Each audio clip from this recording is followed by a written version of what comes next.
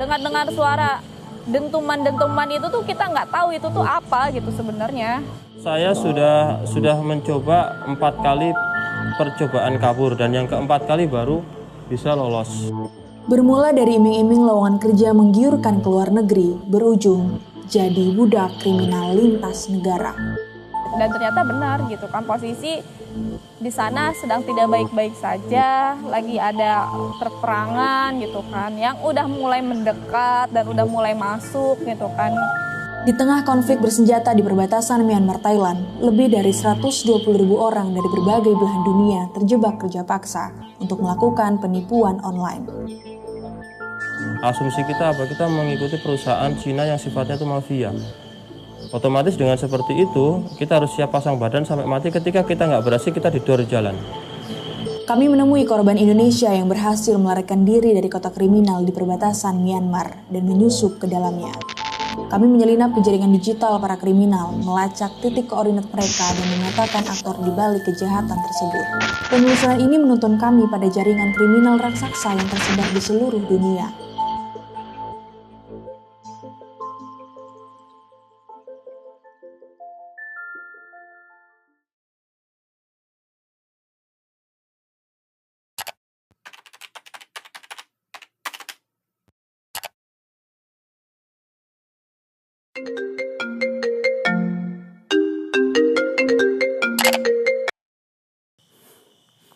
Ya, ini dengan saya posisi saya bisa keluar, bisa dilihat belakang saya ini Hotel Asia Pasifik, tempat kita bekerja.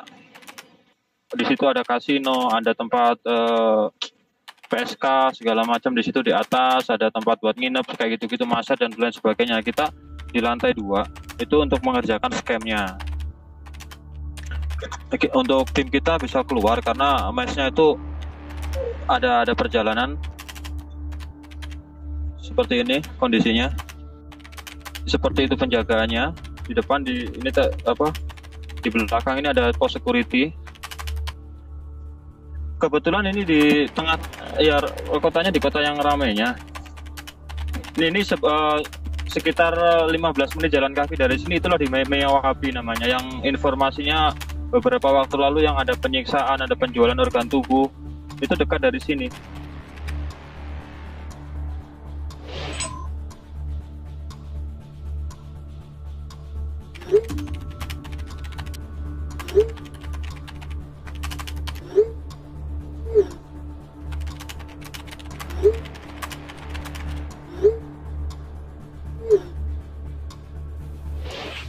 Dokumenter ini merupakan proyek jurnalisme kolaboratif lintas 4 negara. Kami juga bekerja sama dengan peneliti cyber kriminal dan ahli keamanan cyber untuk mendapatkan data geofencing dan titik koordinat para pelaku perekrut.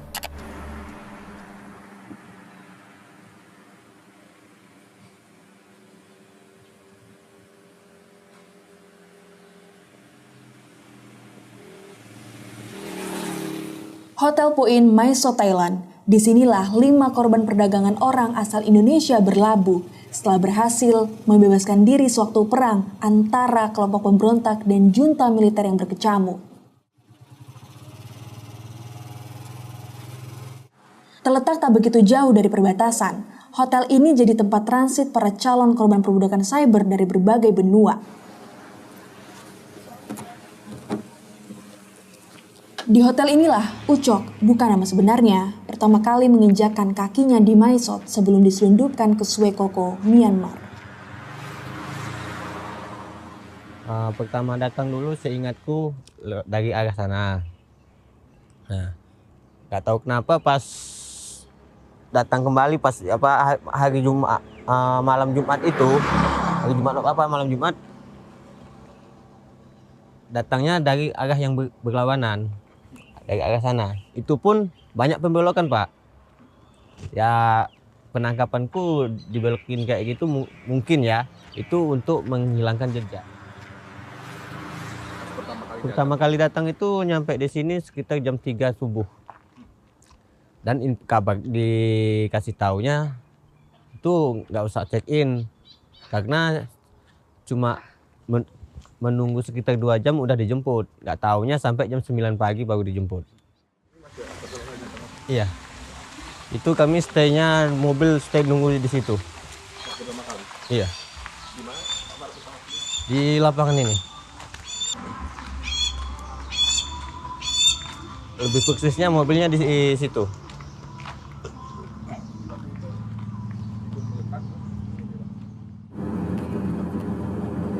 Memang perjalanan itu berawal dari aspal biasa. Kalau di Indonesia itu semacam jalan tol pantura itu loh. Jadi kita nggak mengkhawatirkan itu kalau itu akan dibawa ke sana karena jalannya memang semacam jalan tol. Di kanan kiri dari jalan tol itu ada perumahan warga. Itu nggak menyadari apa-apa karena memang saya pikir ini Thailand seperti ini mungkin kan gitu dengan kondisi tempat kerja yang mungkin jauh gitu loh. Sadarnya itu hanya sekitar ketika kita menyeberangi sungai itu kenapa harus seperti ini gitu loh. Jalannya seperti ini. Selain menjadi jalur perdagangan orang dan illegal crossing, Sungai Moi juga jadi lalu lintas bisnis gelap seperti penyelundupan barang. Ironisnya, semua ini terjadi di dekat kantor imigrasi perbatasan. Mobil-mobil inilah yang mengangkut korban dari hotel transit untuk diseberangkan lewat sungai. Orang-orang Cina yang tengah duduk santai itu sedang menunggu penjemputan.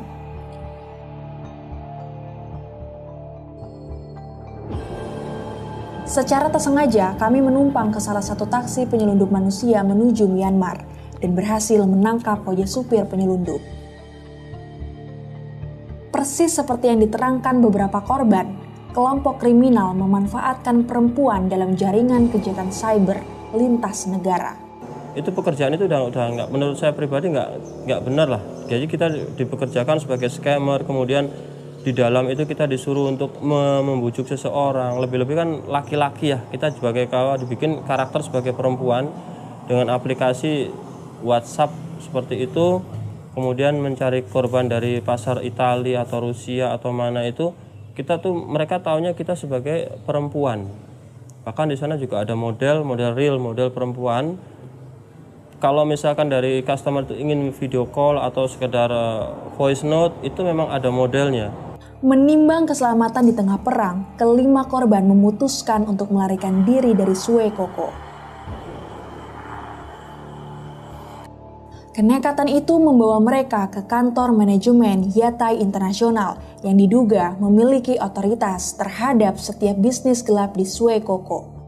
Karena kita berhadapan dengan mafia ya, yang mereka yang mempunyai perusahaan itu kan mafia gitu kan, setahu saya gitu kan. Terus dengan kejadiannya kita berada di kota yang mereka miliki gitu kan. Jadi pun situasi di Myanmarnya sendiri kan sedang perang gitu kan. Jadi itu antara pilihannya antara mau stay di situ atau nggak tahu ke depannya kayak gimana, atau memilih keluar tapi memiliki keuntungannya kayak bisa lepas dari pekerjaan itu gitu kan, bisa pun harapannya pasti pengennya selamat gitu. Jadi pasti hal-hal yang kayak menakutkan seperti itu tuh pasti ada gitu, walaupun gitu tidur segala macem gitu kan, pasti keingetan kayak ini situasinya aman gak sih gitu kan.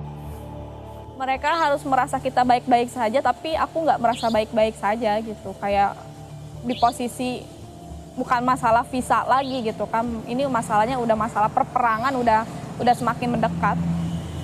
Jadi itu antara ya dibilang antara hidup dan mati mungkin ya, karena nggak tahu gitu kan ke depannya bakalan seperti apa. Dan perusahaan pun kayak tidak memikirkan keselamatan karyawannya kayak gimana, mereka malah menyuruh kita untuk bekerja seperti biasa gitu. Kisah pembebasan para korban Indonesia hanyalah satu keberhasilan di tengah kebuntuan operasi penyelamatan yang sangat jarang berhasil. Setahun sejak kelima korban pulang ke Indonesia dan 15 korban lainnya dari kantor yang sama berhasil dibebaskan, perang berkecamuk lagi di kota perbatasan Myawaddy, Myanmar.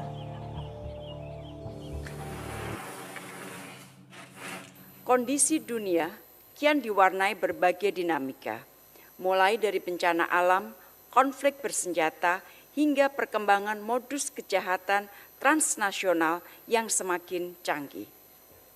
Sejak 2021, tercatat 3.428 kasus WNI terjerat online scam yang mayoritas masih terpusat di kawasan Asia Tenggara.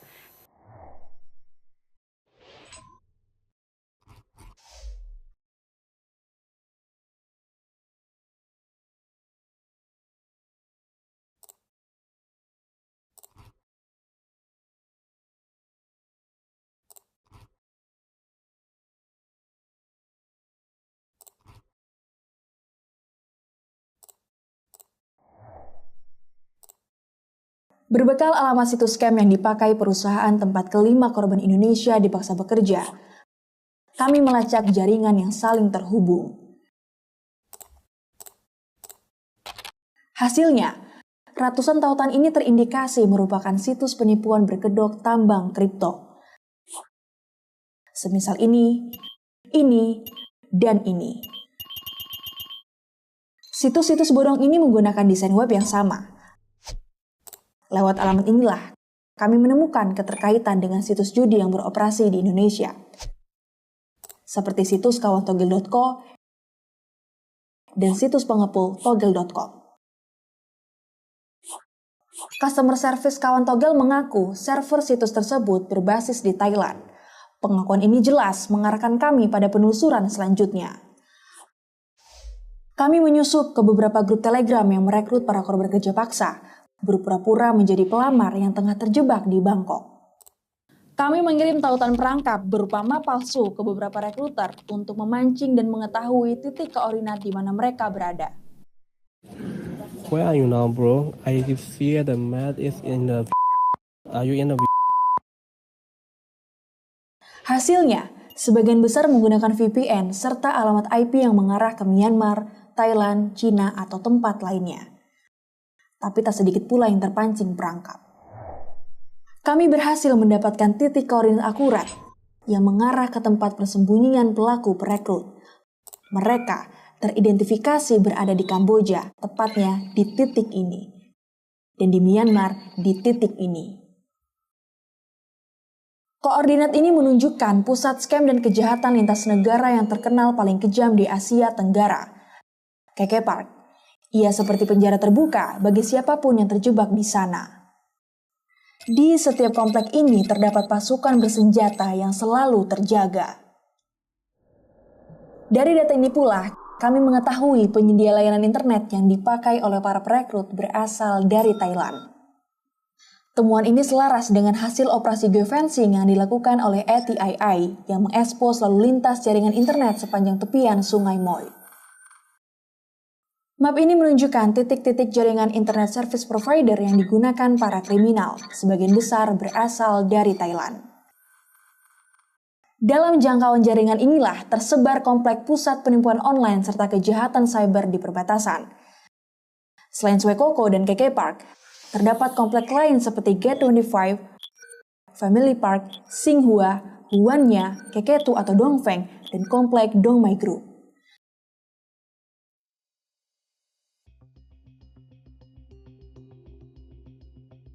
Kami pun mendekati KK Park untuk memverifikasi temuan ini, bahwa benar, tepat di seberang KK Park terdapat beberapa stasiun pemancar yang posisinya lebih dekat ke komplek Durjana itu dibanding ke Thailand.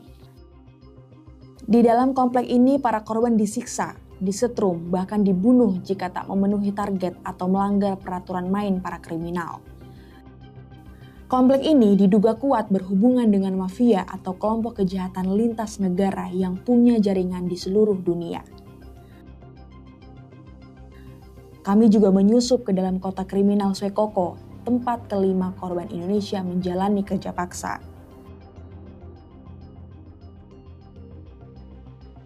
Dari Hotel Asia Pasifik, kantor kelima korban Indonesia, video-video ini direkam lalu diunggah ke TikTok. Lewat lusinan komputer itu, penipuan online bermodus asmara ini hanya mengandalkan aplikasi Telegram dan cari kripto tipu-tipu.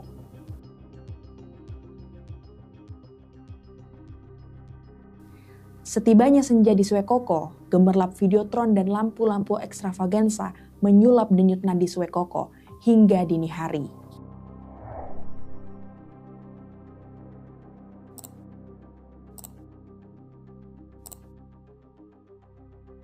BGF diduga menjamin keamanan bagi seluruh bisnis gelap di perbatasan Myanmar-Thailand. Junta militer bergandengan tangan dengan BGF mengamankan jalur dagang di perbatasan, sekaligus memecah belah gerakan kemerdekaan Karen yang muncul setelah Perang Dunia II. Sebagai tangan kanan junta, BGF berhadapan-hadapan langsung dengan Tentara Pembebasan Nasional Karen dan perlawanan lainnya. Di suatu tempat di perbatasan, kami menemui wakil komandan pasukan khusus Batalion Singa yang menyerang Suekoko saat kelima korban Indonesia melarikan diri. Kami juga berhasil mewawancarai salah satu mantan kapten kelompok etnis bersenjata BGF yang diduga membackingi bisnis gelap di Miyawadi. Kami bertanya kemana semua hasil kejahatan ini bermuara. Sukupuga diga langasa muni sewa pioba menggeliri ulitire diga nyuro yu nyuro imaga muni sewa le yare ngeri kompiasi piasi zinaiне nyuro le phit yo langasa komshi kasi muni ba lo asu along ne komshi da ngeri piasi ni de nyuro lo yo pioba menggeliriအဲ့ဒီပုံမှာဘာဖြစ်ကုန်လဲဆိုတိုင်းရင်းသားလေးမွေကြောင့်သွားဘွားတွေဆုံးရှုံးသွားတာအများကြီးရှိတယ်။အဲ့တော့အဲ့မျိုးတော်ကြီးကရလာတဲ့အကျိုးမြတ်တွေကဒီအကြီးပိုင်းတွေပေါ့။လက်နက်ကိုင်အဖွဲ့အစည်းတွေရဲ့အကြီးပိုင်းတော့ဒီစကားစရဲ့ရန်နေရာတစ်ခုလုံးလက်ပတ်စေနိုင်တယ်ဒီရတယ်။ဒီမျိုးတော်အဓိကနေတယ်။အဲ့ဒါကြောင့်မို့ကျွန်တော်တို့ကလည်းဒီမျိုးတော်သွားပြီးတော့ဖြတ်တောက်ချီဘူးတော့ဒီကသူတို့ကတော့ဒီအဓိကသူ့ရဲ့စီးပွားရေးကဒီမြို့စီးပွားရောင်းမယ်မြို့စီးပွားအဓိကရောင်းမယ်ဒီကလောင်ကစားရုံဖွင့်မယ်ကစီနိုရုံဒီကပ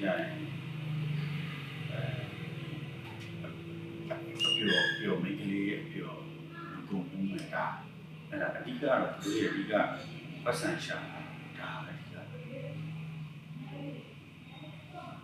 လိုဟာမျိုးပေါ့အဲ့ဒါဒီစကားစကိုအဓိကတောက်တံဖြစ်ဒါကိုကျွန်တော်တို့သွားပြီးတော့ဖြတ်တောက်တာလို့ရှိတယ်လိုမျိုးဘသူဘယ်အဖွဲ့စည်းပါဆိုပြီးတော့သွားပြီးတော့တိုက်ခိုက်ချင်အဓိကဒီရန်နေရာကြီးဒီရဲ့မူရနေရာမူရဇီဝတွေဒါတွေပေါ့အဲ့ဒါတွေကိုသွားချီမှုဖြတ်တောက်တာလို့ရှိတယ်စတော့ကျွန်တော် BGF ကိုနားလည်တာတော့ဒီ criminal တိုးတက်ဖို့နောက်နဲ့ agent တရားဖို့ဆိုပြီးကျွန်တော်ကအဲ့လိုနားလည်ထားတယ်တကယ်ကြတော့ BGF ကဒီကိုတူမျိုးလဲမဆော့ရှော့ဘူးပြည်နယ်တိုးတက်ကြောင်လည်းမလုပ်ဘူးနောက်တော့ကာစီနိုတွေဖွင့်တယ်အာဝါတွေဖွင့်တယ်အလောင်းကစားတွေဖွင့်တယ်သူတို့ရုံမှာပဲလူကြီးဆောက်ခိုင်းတယ်သူတို့သွားရင်သူနောက်လိုက်ရတယ်ကျွန်တော်တော့အလောက်ပါပဲညာတော့စစ်တက်လည်းပဲစစ်တိုင်းညာလုံးပဲနေအောင်လည်းပဲစစ်တိုင်းညာလုံးပဲဘာကြောင့်လဲဆိုတော့သူကဒီနေကြားစီခဏတယ်နေကြားစောက်ပေါ့နော်သူတို့ဒီစစ်တက်နဲ့ပုံပြီးတော့လက်တွဲလုပ်နေတာလက်ရှိကာစီနိုတို့လောင်ကစားဝိုင်းတို့ပတ်စံဝင်ရအဲ့လိုရှာတယ်အဲ့နေရှိတာတော့တောက်လျှောက်လို့ပဲသိတယ်လို့ပဲတွေ့နေရတယ်ငါကြောက်တယ်မူးစေဝါတွေကဒီပြည်နယ်လုံးမှာဖျက်နေတယ်နောက်တော့ PC မှာလည်းဖျက်နေ BGF လည်းဖျက်နေ BKB မှာလည်းရှိတယ်ဘယ်ဖွဲ့စည်းပဲပြမူးစေဝါမြင်းစီရရှိတာပဲနောက်တစ်ခုကကျတော့ဒီခုလက်ရှိလူငယ်တွေပေါ့ဘဝတွေပြတ်ကျောင်းသားတွေရွယ်တွေကဘုံဒုက္ခရောက်မူးစေဝါတွေဆိုပြီးတော့စီသမားတွေပြက်စီးနေတယ်BGF ကတကယ်လို့ကြောက်ဆုံးသွားမယ်ဆိုလို့ရှိရင်တော့ပြည်သူလူထုတွေကောင်းသွားမယ်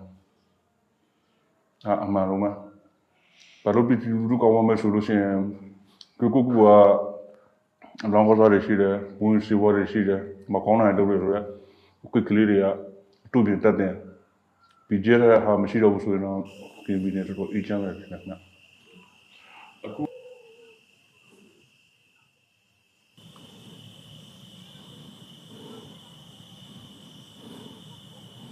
Aliran dana keuntungan jutaan dolar dari bisnis gelap di sepanjang perbatasan diduga kuat juga masuk ke kantong junta militer.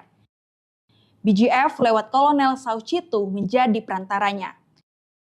Sementara sebagian besar pengembang kawasan yang bertanggung jawab atas perbudakan cyber terafiliasi dengan dua sosok ini, Xi Zhejiang dan Wan Kuokoi. Keduanya saling mengklaim bahwa kerajaan kriminal yang mereka bangun merupakan bagian dari proyek Belt and Road Initiative besutan Cina. Pengembangan properti dan mega proyek bombastis lazim dipakai sebagai modus untuk mengadali investor dan berbagai pihak. Mereka juga memanfaatkan konflik bersenjata dan kerentanan di perbatasan untuk merelokasi segala bentuk bisnis perjudian dari Filipina dan Kamboja. Xi Zhejiang berhasil mengelabui pemerintah Myanmar dan Cina lewat berbagai cara manipulatif dengan menempelkan Smart City Swekoko sebagai bagian proyek BRI atau Jalur Sutra Modern. Dengan cara serupa, Wan Kuokoi memanfaatkan yayasan dan perusahaan cangkang untuk merangkul berbagai jaringan pebisnis serta politikus di seluruh Asia. Wan Kuokoi yang dikenal juga sebagai si Ompong merupakan bos mafia kondang asal Makau, Trade 14. Portofolio kejahatan lintas negara yang ia lakukan merentang begitu panjang, berdagang narkoba dan senjata, pencucian uang hingga perdagangan orang. Setelah bebas dari penjara Makau, ia merebranding diri sebagai pengusaha patriotik dan flamboyan, membuat merek birnya sendiri dan tak lupa mengaitkan dirinya dengan Partai Komunis Cina. Xi Zhejiang, Wan Kuokoi, dan Saucitu masuk dalam daftar cekal Parlemen Inggris dan Departemen Keuangan Amerika Serikat. Sebelum kudeta militer terhitung mulai Agustus 2020, pemerintahan Aung San Suu Kyi menginvestigasi kejanggalan pembangunan di perbatasan Myanmar. Ia kemudian mengingatkan semua entitas bisnis di sana untuk menaati hukum dan peraturan. Tapi tak sampai setahun sejak penyelidikan dimulai, tentara Myanmar mengambil alih kekuasaan secara paksa, menumbangkan banyak nyawa sipil dengan penuh kekerasan.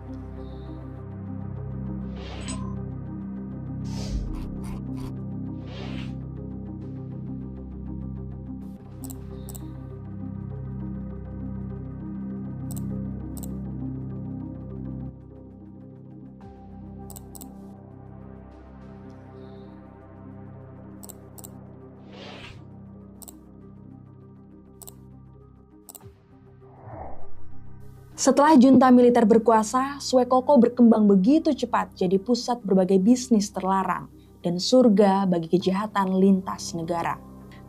Sementara jaringan Wan Kuokoi terus membangun kerajaan bisnis gelapnya di kawasan perbatasan lewat kawasan industri Saexigeng yang tak jauh dari KK Park. Proyek Saexigeng dibangun untuk menampung relokasi bisnis kasino maupun judi di Kamboja yang dipaksa keluar lantaran adanya upaya penegakan hukum yang dilakukan Tiongkok dan Kamboja. Dongmai Group didirikan oleh si Ompong bersama para pengusaha Malaysia yang memiliki hubungan dengan salah satu mantan wakil menteri negeri jiran. Dari proposal Dongmai Group yang berhasil kami peroleh dalam daftar nama pemegang saham, Wan Kuokoi menjabat ketua dewan direktur. Sedangkan dua pebisnis Malaysia dalam proposal ini, Datuk Abdul Syakor bin Abu Bakar tercatat sebagai ketua dewan direktur kehormatan dan Datuk Sri Leong Ki Hua sebagai salah satu pendiri Dongmai Group.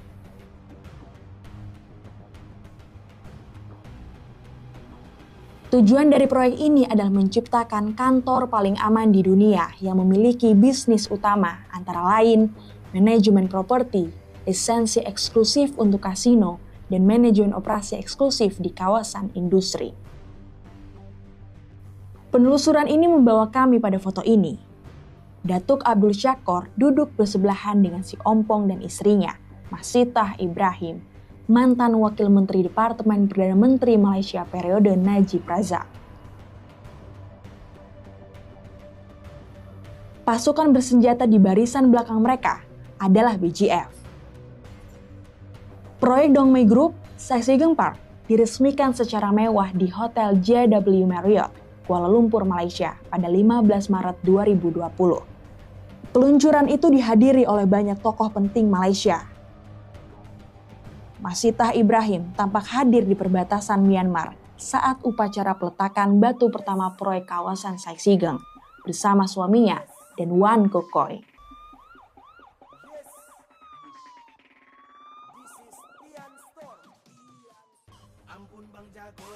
Dalam jejak digital yang lain, cerita Instagram anak Abdul Syakor dan Masitah Ibrahim, Muhammad Wafi, jadi salah satu petunjuk tambahan soal hubungan keluarga ini dengan bisnis mata uang kripto dan Taipan Myanmar. Si kecil mulai aktif panggil dia Abang Jago. Muhammad Wafi hadir dalam acara peluncuran mata uang kripto Meta X DAO pada 27 Februari 2020. Investor awal Meta X DAO adalah Datuk Sri Leong Ki Hua, tokoh yang sama di balik Dongmai Group. Wafi dan Datuk Sri Leong bertemu dalam satu ruangan di Hotel JW Marriott dengan elit-elit lain. Pada highlight stories Instagram Wafi bertajuk Barakallah, ia mengaku pernah bertemu dengan para pebisnis Myanmar di kota perbatasan Myawaddy. Wafi menghapus semua pampangan ceritanya di Instagram itu saat kami mengonfirmasi mengenai hubungannya dengan para pebisnis Myanmar. Dan kami menanyakan bagaimana hubungan bisnis dengan mereka setelah kudeta militer. Kalian merasa tinggi, biar ku merendah. Kalian merasa hebat, biar ku yang lemah. Merasa paling terbaik, tapi cara kalian licik. Maka kita gadis kilo tidak bikin diri pandai. Jangan senang dulu, semua tinggal tunggu waktu. Ada yang manis, tapi itu bukan susu. Anak baru haus pujian, datang seolah dia jagoan. Maaf Jodang, sorry Jodang, ampun Bang Jago.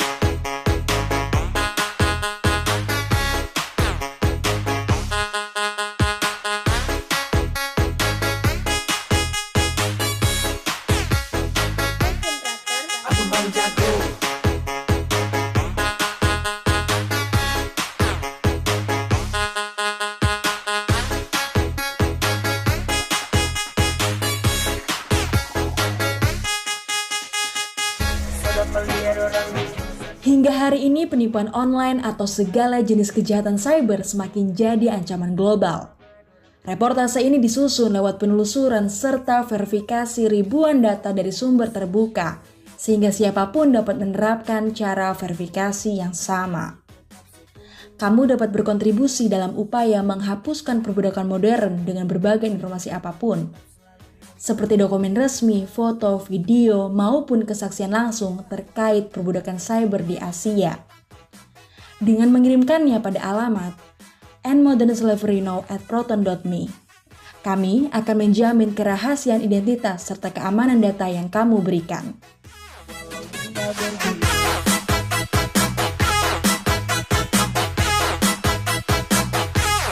Benda